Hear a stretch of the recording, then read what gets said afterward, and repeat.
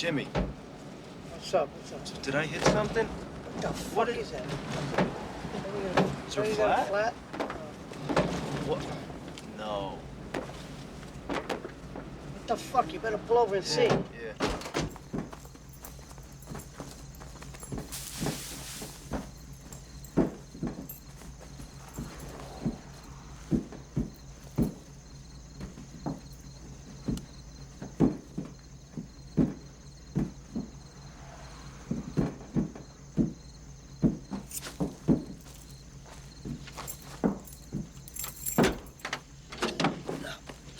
No. Still alive. No. Fucking piece of shit. God. God. Look at me. Look at my fucking eyes. God.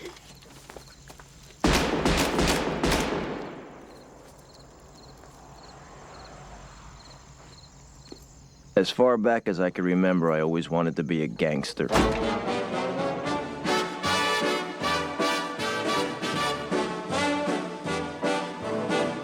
I know I'd go from rags to riches if you would only say you care. And though my pocket may be empty, I'd be a millionaire.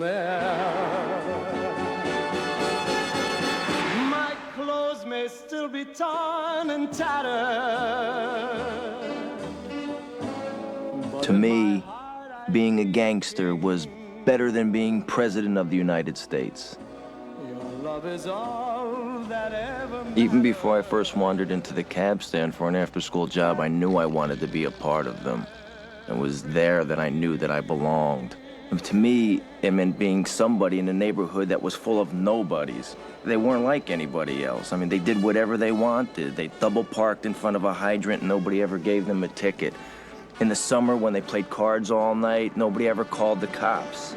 Must I forever be a beggar? Good. Good to see you. Whose golden dreams will not come true. Hey, only stacks, all right. Will I go from rags to Paulie Cicero. This beat of Canasi kid.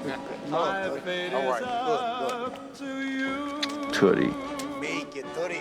Tootie ran the cab stand and La Bella Vista Pizzeria and a few other places for his brother Paul, who was the boss over everybody in the neighborhood. Hello, Paulie. Hey, Paulie. Paulie might have moved slow,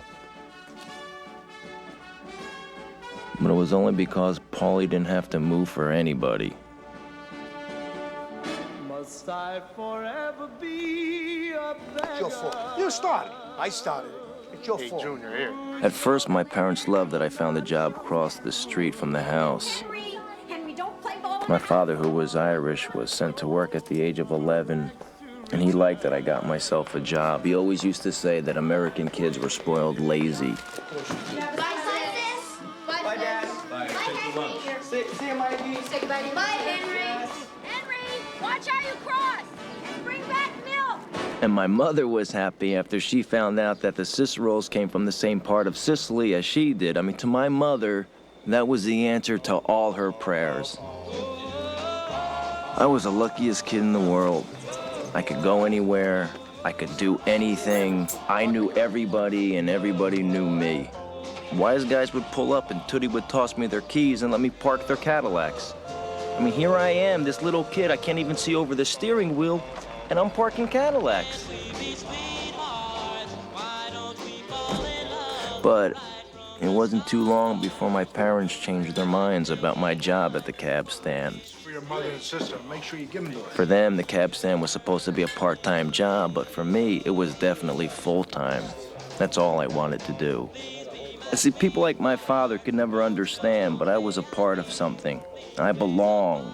I was treated like a grown-up. Harry, look, Henry, tell him 519. It's a bad Every number. day I was learning to score. $1 here, $1 there. I was living in a fantasy. Fuck is Mono Squad. Is that right? Did you have a good day at school today? My father was always pissed off. Learned a lot. He was pissed that he made such lousy money. He was pissed that my kid brother Michael was in a wheelchair. He was pissed that there were 7 of us living in such a tiny house. Why don't you tell me about this? It's a letter from school. Says you haven't been there in months. In months? You think this so smart? I'm a bum! You want to up to be a bum? But after a while, he was mostly pissed because I hung around the cab stand. He knew what went on at that cab stand. And every once in a while, I'd have to take a beating. But by then, I didn't care. The way I saw it, everybody takes a beating sometime. I can't make any more deliveries. What do you mean you can't make any more deliveries? You're gonna fuck everything up. My dad said he's gonna kill me. Look. Come on with me. That in dead kid? No. How about him? Nope. That's the guy. Get him. Excuse me. Yeah?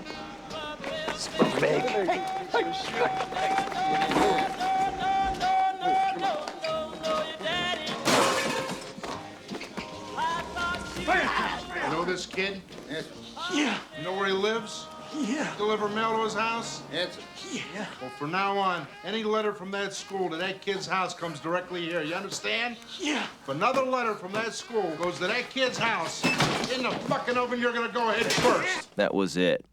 No more letters from truant officers, no more letters from school, in fact, no more letters from anybody.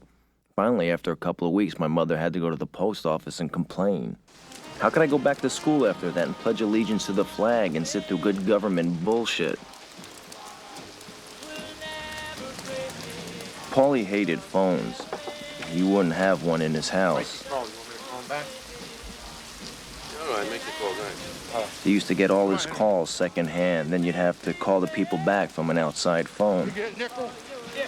Get him on the phone for me. Yeah, don't get your feet. There were guys, that's all they did. All day long was take care of Paulie's phone calls.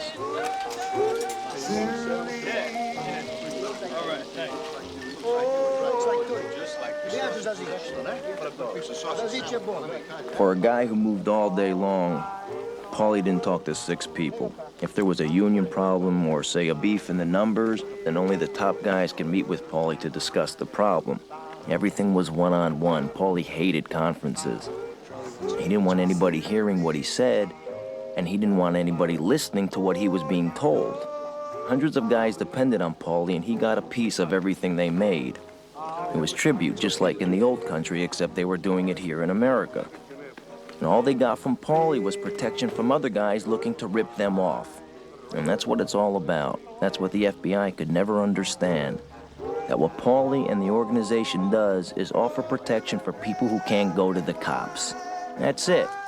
That's all it is. They're like the police department for wise guys.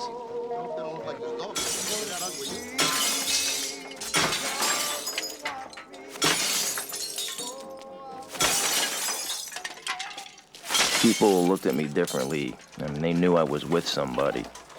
I didn't have to wait in line at the bakery on Sunday mornings anymore for fresh bread. The owner knew who I was with, and he'd come from around the counter no matter how many people were waiting. I was taken care of first. Our neighbors didn't park in our driveway anymore, even though we didn't have a car. At 13, I was making more money than most of the grown-ups in the neighborhood. I mean, I had more money than I could spend. I had it all.